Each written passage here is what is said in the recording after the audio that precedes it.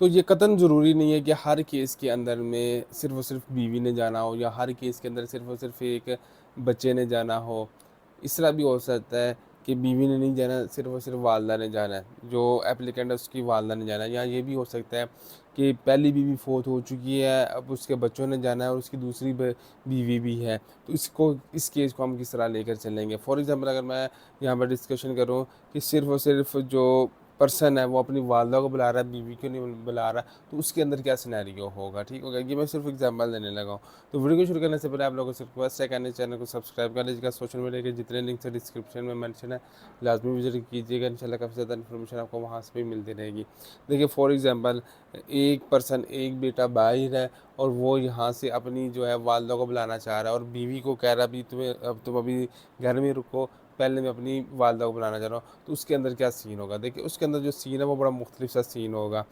सबसे पहले तो जो वालदा है वो टोटली डिपेंडेंट होनी चाहिए उस बच्चे पर जो इटली में रह रहा है, ठीक हो गया? इसके बाद अगर इसके और बहन भाई पाकिस्तान के अंदर है या कहीं पर भी है, तो वहाँ से एफिडेविट्स चाहिए होंगे जिसके अंदर से ये चीज़ मेंशन की जाएगी कि इस वालदा का जो ख़र्चा है, जो हमारा भाई इटली में रहता है, सिर्फ वही बर्दाश्त कर सकता है, तो हम वालदा का जो है वो ख़र्चा बर्दाश्त नहीं कर सकते।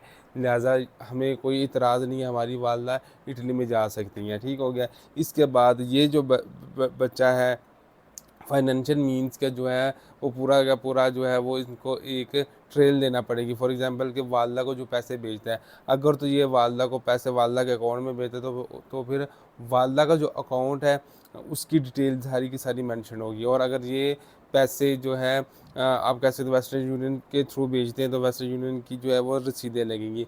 और अगर ये पैसे अपनी बीवी के अकाउंट में भेजते हैं और बीवी को कहता है कि मैं तेरे अकाउंट में पैसे भेज रहा हूँ और इन पैसों को तुमने अपनी मेरी जो वालदा है उनको दे देने हैं, ठीक हो गया?